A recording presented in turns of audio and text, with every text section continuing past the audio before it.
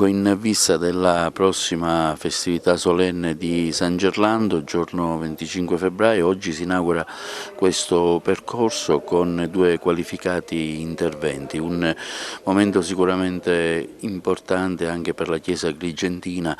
per il suo momento in cui gli agrigentini hanno fede verso questo santo patrono. In occasione della festa di San Gerlando in corso abbiamo pensato quest'anno di porre l'attenzione proprio sulla figura e sul corpo del santo, ed ecco che allora il percorso storico documentario prevede la mostra di alcuni documenti dalla pergamena di Ruggero al Libellus al Pontificale che narrano della vita di San Gerlando, e un prezioso reliquiario con la reliquia del dito di San Gerlando. Questo percorso storico documentario è introdotto da due relazioni che fanno il professore Don Vincenzo Lombino sul corpo del santo, quindi la santità durante il periodo normanno-svevo, la dottoressa Brangato, che presenterà questo preziosissimo reliquiario, uno tra i più preziosi che si trovano in Sicilia, ma tra i più preziosi d'Europa, con il dito di San Gerlando. Un momento per porre l'attenzione sulla conoscenza che è necessaria avere nei confronti del santo patrono. Forse ci sentiamo un po' distaccati da questa figura che ci permette oggi di essere l'Agrigento cristiana, l'Agrigento moderna anche, che riteniamo di essere, e allora la città deve riappropriarsi del suo santo patrono, e per tutto l'anno allora questo percorso storico-documentario permetterà, attraverso anche pannelli didattici, di riscoprirne la storia, la vita, la santità, per riscoprire la identità di Agrigento e della comunità cristiana agrigentina. Parliamo un po' del programma della festività, una chiesa agrigentina che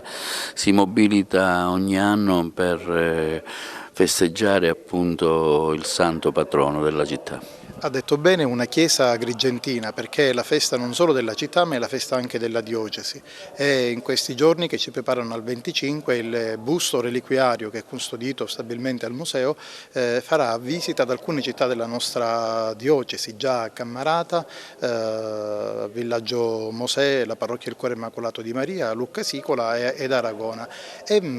Notiamo un grande concorso di popolo, cioè nel territorio la figura e la presenza delle reliquie di San Gerlando riescono a congregare attorno tutta la comunità, che sia un segno anche per noi di Agrigento, in maniera tale da poter partecipare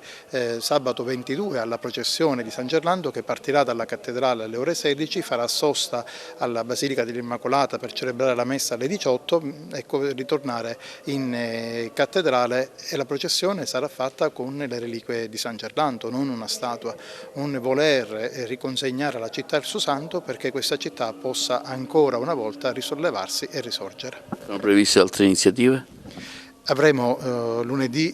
24 l'ordinazione diaconale, anche questa inserita nella festa di San Gerlando, un momento molto importante, perché dice una chiesa che è viva attraverso le vocazioni che vengono consegnate, e questa è la vocazione a servizio, e sarà la celebrazione dell'ordinazione diaconale alle ore 17 qui in cattedrale, e poi il 25 il solenne pontificale alle ore 18 sarà presieduto da Monsignor Vincenzo Bertolone, che è vescovo di Catanzaro Squillace, ma è anche il postulatore della causa di beatificazione del giudice Livatino.